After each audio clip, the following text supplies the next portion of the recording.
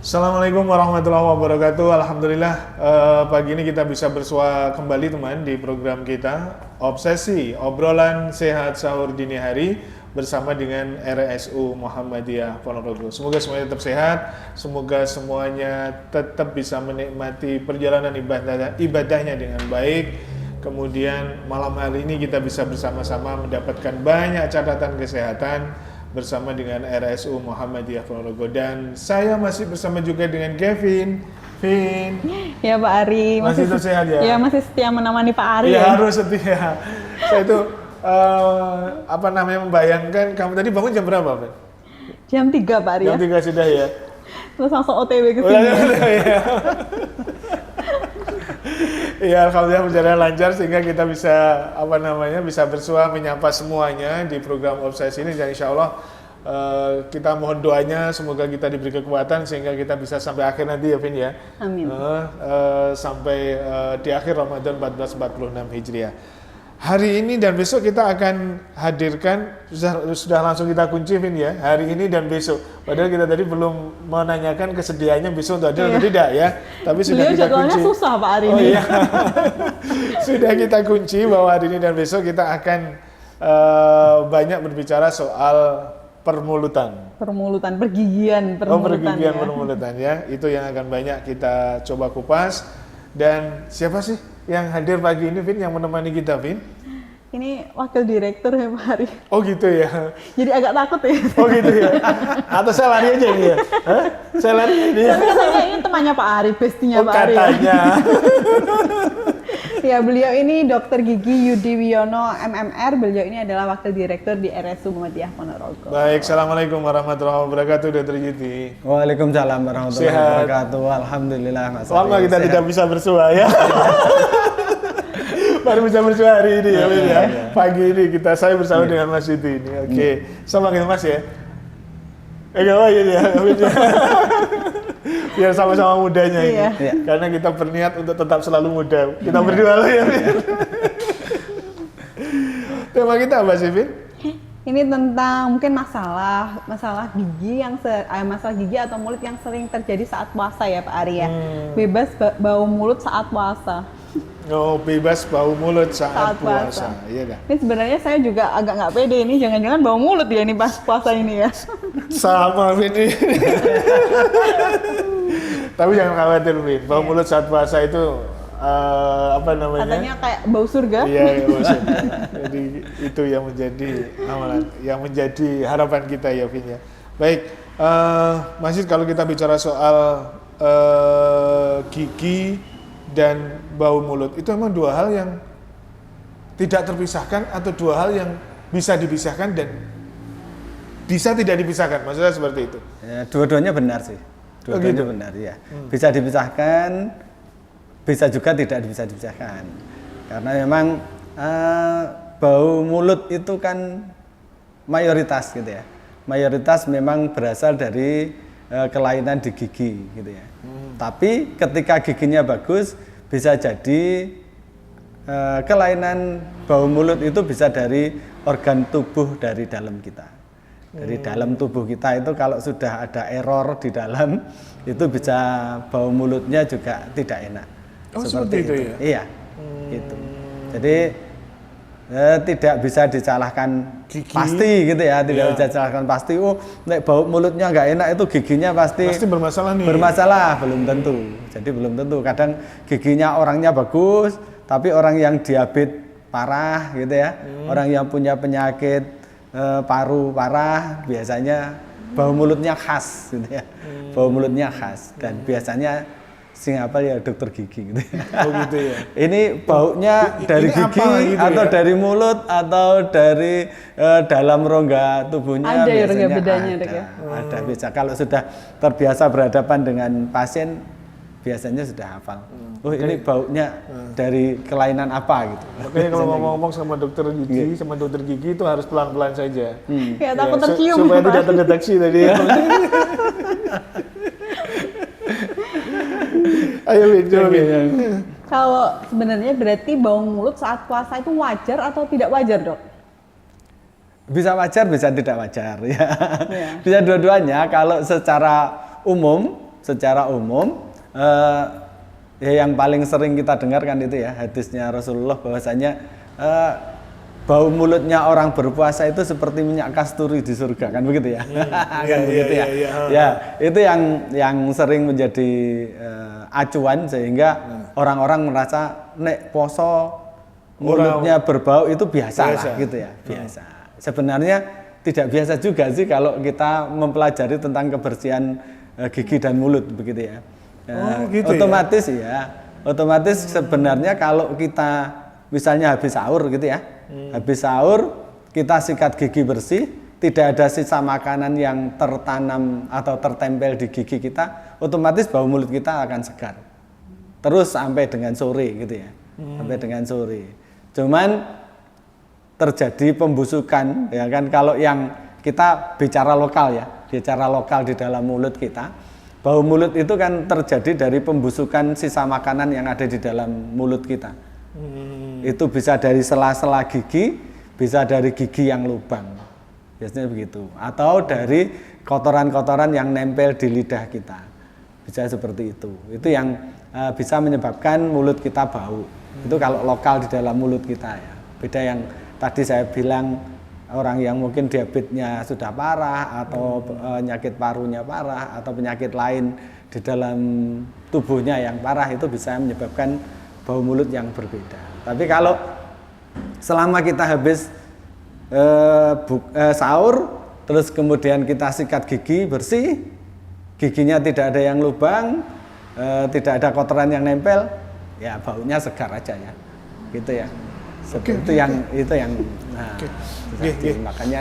makanya sikat giginya penting gitu ya, menjaga kebersihan giginya penting. Oke, ini di luar kebiasaan, Kevin. Kita langsung tancap gas dengan materi ya. Biasanya kita kan slow dulu. Akan saya turunkan dulu, Vin. Ya, akan saya turunkan dulu. Turun dulu aja ya, Vin ya. Iya, Pak Ari, monggo. Coba kita tutup ini ya, Vin ya. Dok, seperti apa sih perkembangan? Saya pengen umum dulu ini. Biasanya saya ini yang bagian tadi karena dengan dokter itu langsung tancap gas saja tadi. Secara umum bagaimana perkembangan perkembangan kalau penyakit bukan penyakit ya, maksudnya perkembangan terkait dengan kesehatan permasalahan gigi maksud saya. Karena yang kemarin saya barusan dengar yang dokter gigi itu ternyata spesialisnya aja ada berapa? Ada 10. Nah, ada 10 kan? Ada di sini loh. Ya, ini ya maksud saya perkembangannya seperti apa, Dok? Perkembangan ilmu pengetahuan terkait dengan pergigian ini seperti apa ya? Ya, kalau kita lihat sebenarnya kalau kita lihat cuman iya, gigi kan? Ya kan gitu ya. Cuman gigi segitu aja. Ini saya tahan tadi. Ternyata saya ulur-ulur biar agak panjang. Banyak banget gitu ya. Spesialisnya banyak banget karena memang ternyata perkembangan dari ilmu kedokteran gigi itu sangat pesat sekali. Dan sekarang yang menjadi acuan itu bahkan kalau kita lihat dari segi kesehatan secara komprehensif, secara keseluruhan, hampir awal dari suatu penyakit itu kan munculnya gitu ya. Munculnya dari asupan makanan yang masuk dari mulut kita gitu ya. Iya. Ini adalah barier awal gitu loh. Barier awal di mulut kita itu untuk kesehatan kita secara keseluruhan. Makanya terus kemudian di bidang kedokteran gigi mengusahakan bagaimana mulut dan gigi itu sesehat mungkin gitu ya. Sesehat mungkin sehingga makanan yang masuk ke dalam mulut kita bisa dikunyah dengan baik, bisa dicerna dengan baik dan bisa menghasilkan produk yang baik untuk tubuh, untuk kesehatan secara umum itu. Gitu ya. Karena ya seperti tadi spesialisnya banyak ya, ada kalau disebutkan banyak banget ya. Ada spesialis penyakit mulut, ada ronsen mulut, ada ronsen gigi, ada konservasi gigi, ada gigi anak, ada penyakit bedah mulut ya, ada periodontis, ada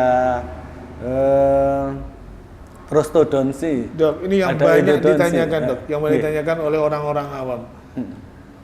Leher itu kan paling dekat dengan gigi dan mulut.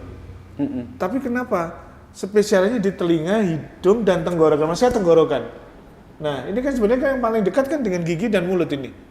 Ya banyak ya kalau kaitannya dengan penyakit mulut banyak.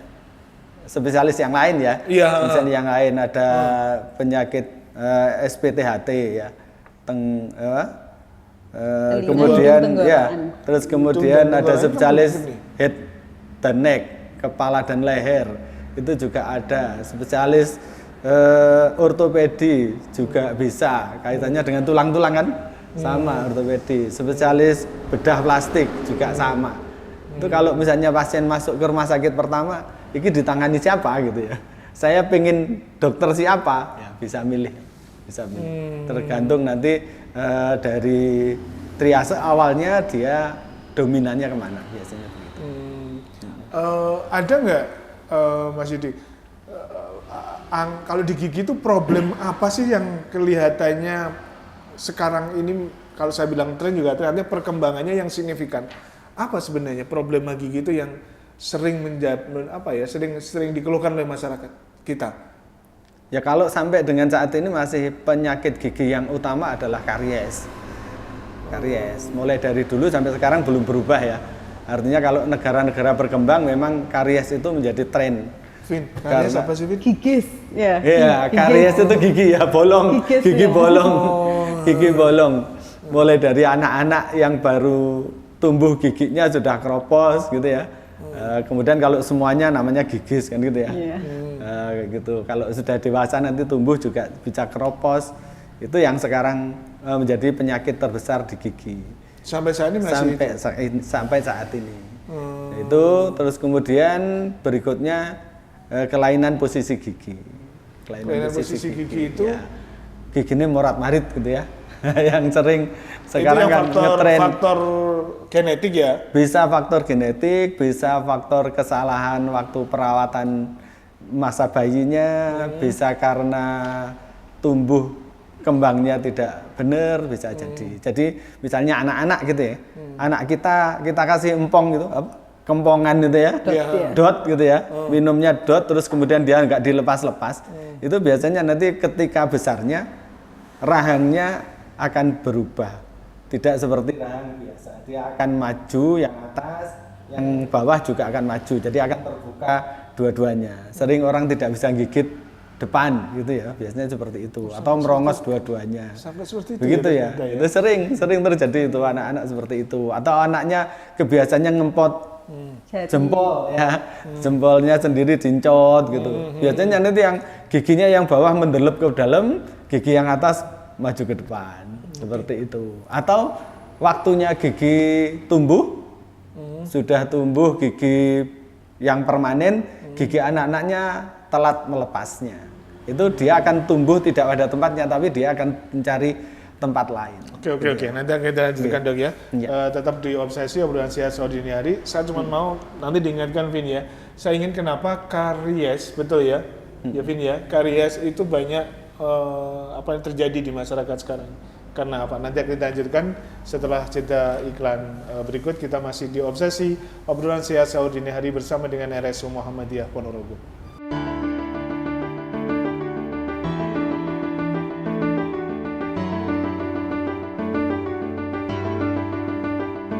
Baik, kita lanjut lagi. Obsesi terus berjalan bersama dengan Anda. Yang belum menikmati sahur, silahkan segera nikmati sahur Anda, teman.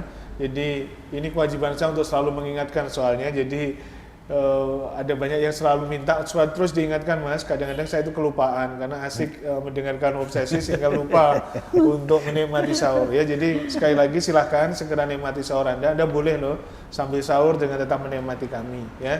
Kemudian jangan lupa untuk berdoa menjalankan ibadah puasa untuk esok hari.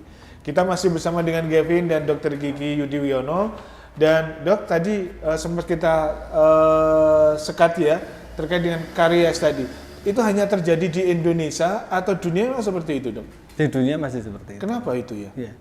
Ya karena pertama gigi itu kan banyak ya. Gigi itu kan banyak. Pertama itu. Kedua. Maksudnya banyak itu jumlahnya banyak? Iya, jumlahnya banyak. Okay. Terus anatominya juga berbeda. Bentuk giginya juga berbeda. Setiap orang beda-beda. Jadi misalnya yang paling sering kan gigi geraham ya, bolong itu. Gigi geraham itu kan bentuknya kotak gede terus kemudian di tengahnya ada paritnya, ada cekungannya. Biasanya kan begitu ya. Kalau orang sikat giginya tidak bersih, ya, tidak bersih, atau cekungannya memang terlalu dalam, biasanya di situ kan tempat menempelnya sisa makanan. Ya, kalau tidak bersih, sisa makanan itu begitu dia bersarang agak lama di dalam gigi kita, dia akan mengundang kuman-kuman yang ada di dalam mulut kita untuk menghancurkan sisa makanan itu. Sebenarnya sih karies itu kan efek gitu ya, efek. Jadi bukan karies itu karena kuman menyerang gigi, bukan. Tapi sebenarnya kuman itu dia makan sisa makanan yang ada di dalam gigi kita. Ketika makanan itu nempel di gigi kita, kemudian kumannya menghancurkan makanan itu untuk dimakan oleh kuman, itu menimbulkan ada namanya zat kimia, zat asam yang dikeluarkan oleh kuman dari hasil reaksi untuk memakan makanan itu. Lah, asam itulah yang bisa melarutkan gigi kita. Sebenarnya seperti itu. Jadi itu. Seberapa dampaknya karies itu bagi gigi? Besar sekali. Kan begitu gigi karies, gigi lubang pertama sebenarnya sudah ada sinyal sih. Ketika gigi kita masih bagus, begitu ada karies di dalam gigi kita, sudah melibatkan enamel gigi kita tergerus, hilang, maka ketika ada dingin, ketika ada panas, ketika ada asam, itu sudah bisa kita rasakan. Biasanya gigi kita terasa linu gitu ya. Itu sudah mesti ya? Iya. Nggak bisa dipungkiri itu ya? Tidak bisa dipungkiri. Karena begitu enamel kita hilang, barier pertama dari pertahanan saraf gigi kita itu sudah akan terangsang oleh itu. Jadi begitu kalau kita ngomong tentang anatomi gigi, kan pertama email ya. Email gigi itu yang paling luar itu kan kedap banget. Jadi kan selama ada email, ada makanan, ada dingin, ada panas, apapun itu tidak akan menyentuh ke dalam saraf gigi kita karena dia kedap banget. Jadi kalau tidak merasakan apa-apa sehat nih ya? Ya, dan email itu hanya bisa rusak ketika ada zat asam tadi. Zat asam tadi melunturkan email. Lah emailnya hilang, yang ada di dentinnya. Jadi lapisan bawah email itu ada dentin namanya, yang itu berhubungan langsung dengan saraf gigi kita. Jadi dentin itu bentuknya ada pori-porinya, ada lubang-lubangnya kecil gitu. Sehingga setiap kali ada panas, ada dingin, ada asam, itu bisa langsung masuk ke saraf gigi. Sehingga nanti terasa dingin celeng gitu ya. Iya, betul. Itu sudah berarti sudah ada informasi untuk kita. Ayo ndang ke dokter gigi, ndang dirawat, ndang ditembel gitu ya. Itu sebenarnya begitu, tapi kebanyakan manusia. Kebanyakan itu kan, kita. Kebanyakan kita itu kan sik linu wae, enggak usah lah, kok enggak apa-apa kan gitu ya. Iya, betul. Nanti begitu sudah semakin dalam yang hilang, emailnya sudah semakin dalam dan sudah langsung menyentuh ke saraf giginya biasanya. Sudah jadinya cenut-cenut gitu ya. Sudah jadinya cenut-cenut. Dok, bisa jadi ukuran nggak cenut-cenutnya atau celingnya itu? Celing yang ringan kadang-kadang sama celing yang berat? Ada. Nah, itu bisa jadi ukuran nggak? Oh, celing ringan ini paling, ini masih enamilnya masih kecil lah ini yang termasalah. Bisa nggak diartikan sudah ada atau seperti apa? Bisa. Karena kalau masih ringan itu biasanya begitu minum dingin celeng sekali sudah selesai. Sudah selesai. Tapi nanti kalau sudah berat, minum dingin celeng gitu udah agak lama. Hilangnya itu agak lama. Beberapa hari gitu ya. Kadang-kadang ada 1 menit, ada 2 menit, ada nanti tergantung kedalamannya dan tergantung sensitivitas dari saraf giginya. Begitu. Apa yang bisa kita lakukan untuk mengurangi dampak karies ini? Sikat gigi dengan baik. Satu-satunya sikat gigi. Ya.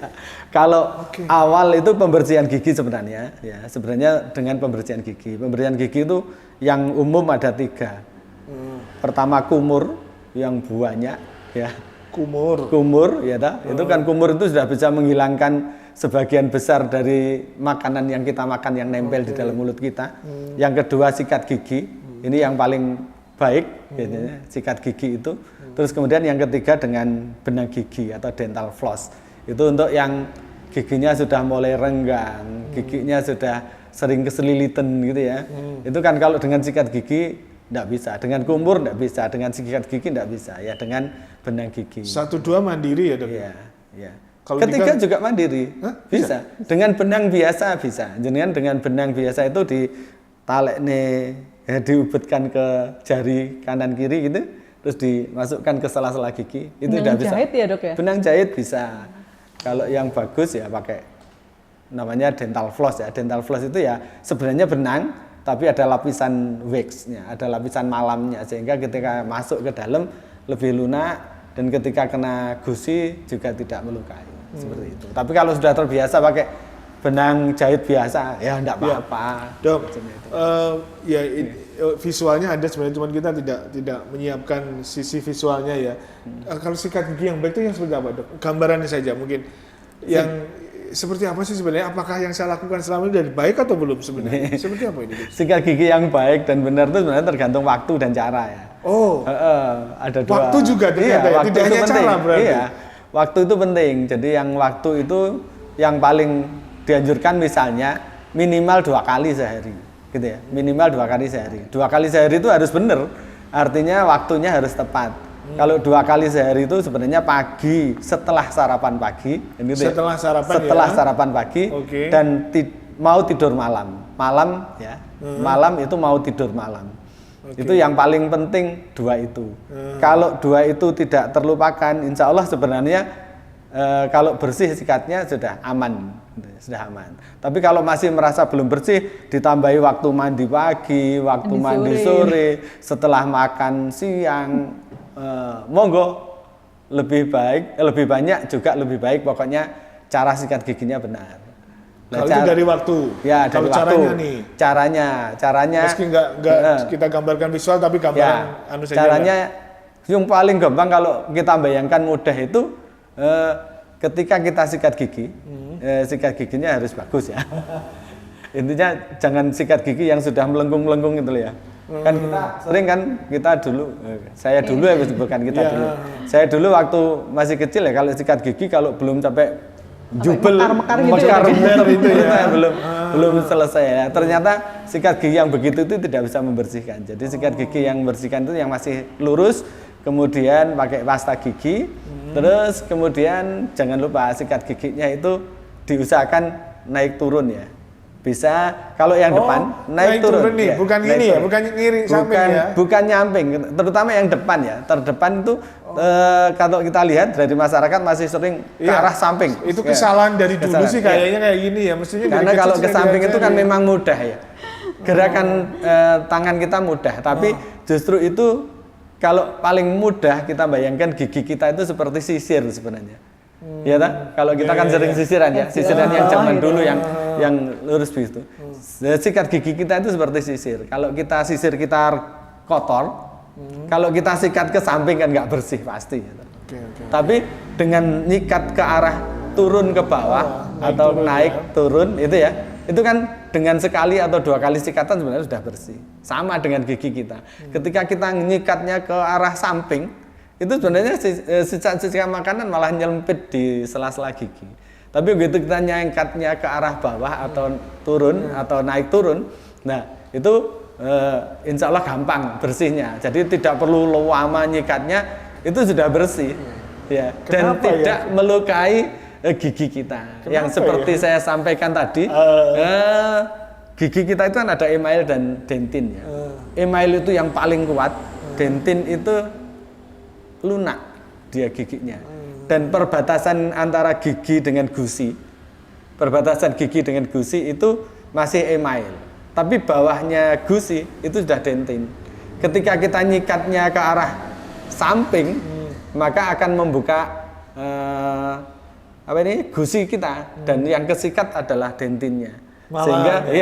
Sehingga kalau jenengan semuanya pernah melihat ada orang yang giginya jeglong-jeglong di leher gigi, nah itu biasanya itu pasti sikat gigi ini nyamping. Yes, pasti begitu.